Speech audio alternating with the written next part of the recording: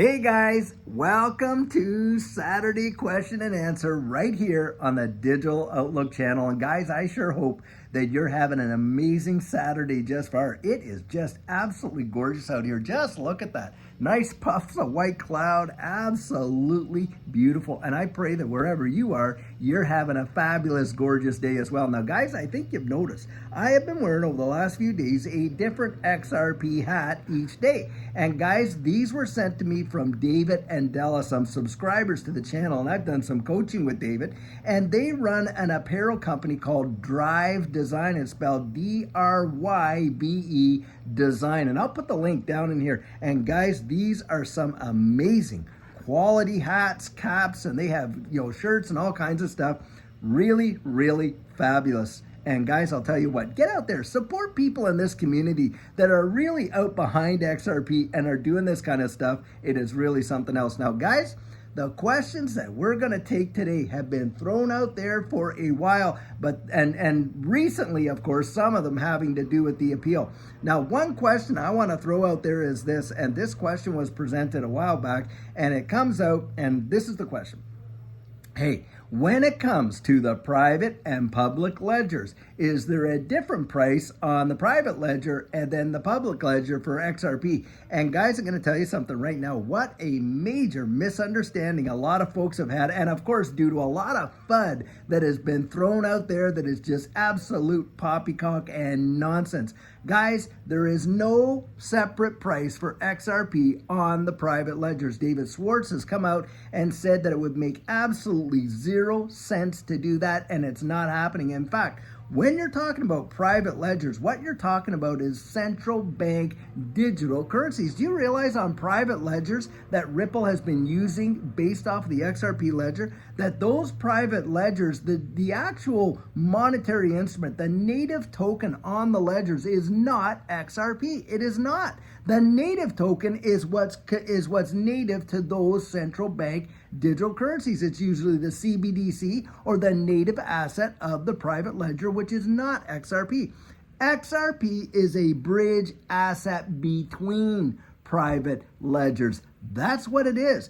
XRP, of course, is the native, token on the XRP ledger, but it is not on the private ledgers. Don't buy this baloney. In fact, you can go research this, and you can actually see that David Schwartz, who is one of the very founders and developers of the XRP ledger, coming out and flat out saying this is absolute nonsense and there is not a separate price. In fact, XRP will move between these ledgers as a bridge asset at a very same price as what we're going to be looking at. But guys, this is the deal.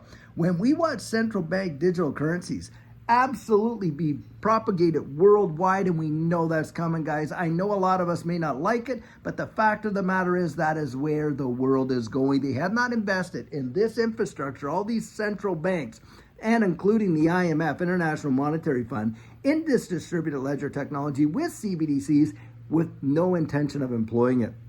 They are going to deploy it. And guys, the thing is this, the price cannot be cheap, can't it? Because why? Well, when you're looking at the major amounts of cross-border payments in the trillions of dollars a day, look, there's only 100 billion XRP. And so what if you multiply that by 10 and you got the 1 trillion? That is not even going to be anywhere near what's going to be required. And so this is where a lot of folks come out and say, listen, it cannot be cheap. Even David Schwartz has said that himself. And in its real utilization globally, I don't think it's going to be cheap either. And that is what we're looking down the road at. And that's the answer that I have for that. Now, hey, you want to disagree with it? You go right ahead, but show the evidence. Don't just come out and say, oh, that's and such said, that's, show the evidence, because I can show you the evidence, guys.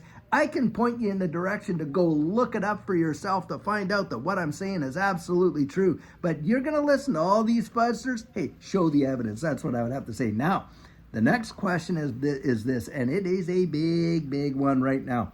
A lot of folks are coming out and saying, oh, well, you see, XRP, the SEC has appealed XRP's status as a non-security instrument. And guys, that is utter poppycock. No, they have not. Do you know what the SEC filed? It filed a 1-page notice of intention that they are going to file an appeal. But do you know, with notice of intentions, that doesn't mean they have to follow through with those intentions. And they've asked for a couple of months to go down and do this. Now, we may very well see them file an appeal. But this is my conjecture. I'm going to throw this out there. I do not believe for 1 second they are ever going to file an appeal about XRP as a non-security itself. I don't think that's their issue. You know what I think their issue is, guys? Their issue is the programmatic sales that Ripple made to the markets, not aftermarket sales where we went in and bought from exchanges. I don't think they're even going to touch retail, trades and all that and say, oh, those are securities. Nope.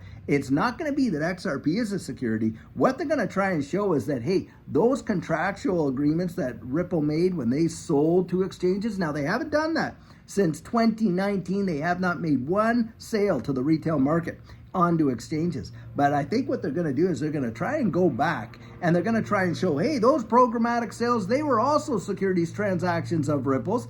And as a result, that's why we're asking for this $2 billion and on and on and on. And I think that's what their argument is going to be, should they make it. It is not going to be that XRP is a security. Nope, it is not. And it's not going to be that, hey, aftermarket sales between retail investors who are buying it off exchanges, that those represent securities transactions. Nope, not going to be that. It's going to be the programmatic sales that Ripple made to exchanges. I think that's what they're going to attack, but they haven't even told us yet what it's going to be. So for all these folks that are coming out there trying to scare the dickens out of people, oh, wow, they're attacking XRP's status as not being a security. No, that is not what's going to happen. That is not what they've said. They've only filed a notice of intention to appeal. That's what's going down. But yet, you look in the comments, oh, people are saying, one guy said, oh, well, you got to see, Jeremy Hogan said that the price is going to go. No, he did not. What they did, Fred Rispoli and Jeremy Hogan talked about the potential timeline of an appeal. They did not say that XRP was not going to have a bull run or that we were going to be stuck in the mud and things like that. Guys, I don't believe it. I don't believe it for 1 second, and I'll tell you why right now.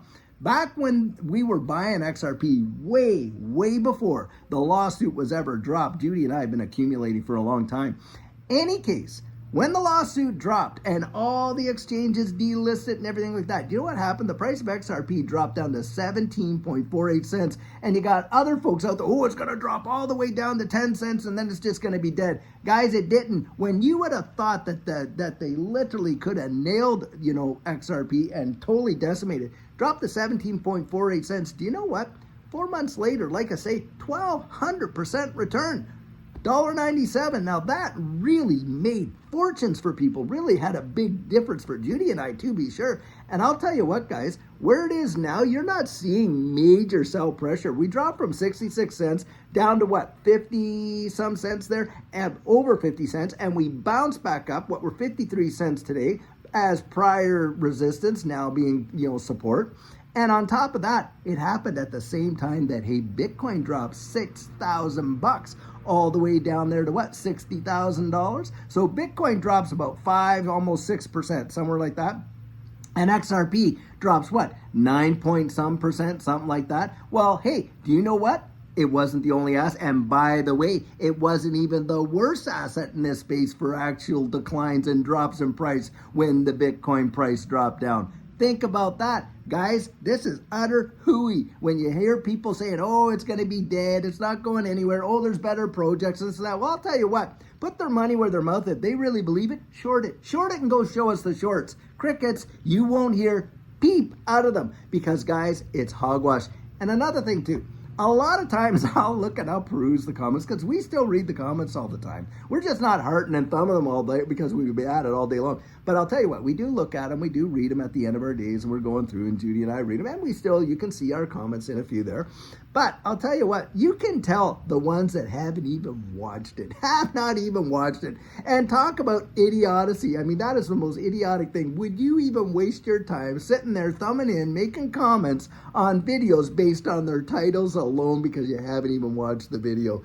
That just shows the level of sheer ignorance that a lot of these people are. They could care less about XRP. All they want to do is get a reaction and stuff like that. I'm not even going to entertain. In fact, I might even start deleting them, because the reality is they're not even interested in this space. All they're doing, and they could very well be bots, is just dumping a little comment on there. They haven't even watched the video or anything like that, and proverbial judging books by their covers, and on and on and on. And guys, we can see through it. See through the noise. It is utter baloney. But when you hear it and they try to get you all disturbed, they make you all anxious about it and this and that.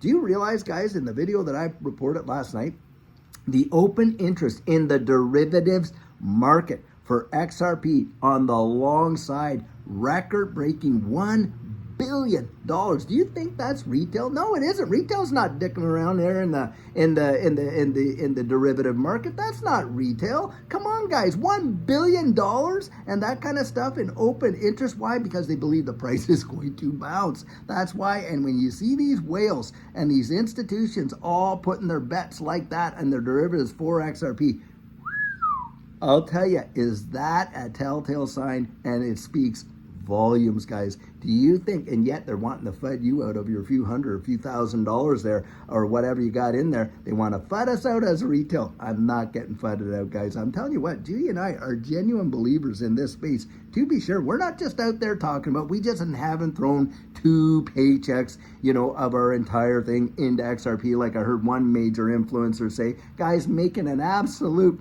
career out of talking about XRP, comes out and he says, listen, I've only put 2 paychecks into XRP. I almost spit my coffee right out of my mouth and laughing, thinking, what on earth? That's the kind of nonsense you get in this space. Guys, are you going to listen to folks that have never, ever once saw a bull run in their entire lives, and this digital asset space made no difference in their situation ever, and that kind of stuff? You're going to listen to that? I'm telling you. Look, it made a big difference for Judy and I. We were there. Feels exactly the same. And yeah, I have my convictions, and I share them with you. I give you my 100% biased opinion. Make no bones about it. But I'm also out there constantly encouraging you, get out there and research it for yourself. Don't make a decision based on what I say, what they say, what that one says, or whatever. Make it based on your own convictions. That's the road to absolute safety in this space, because, guys,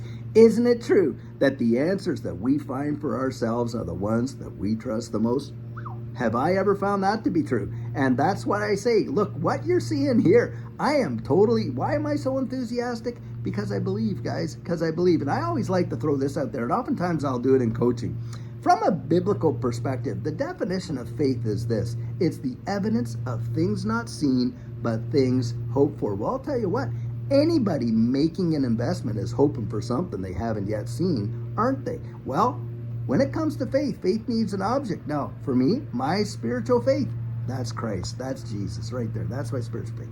Now, when it comes to our investing, where's our faith? Well, it's in the asset, right? And if you don't have confidence in it, why would you hold it? Or why haven't you researched it enough to see whether you should even have confidence in it? And stuff like that. And that's what it is. We can talk all day long about what we believe and why we believe it, and on and on and on. But we can't give people our faith. And furthermore, if I could talk you into it, hey, someone else out there can talk you out of it.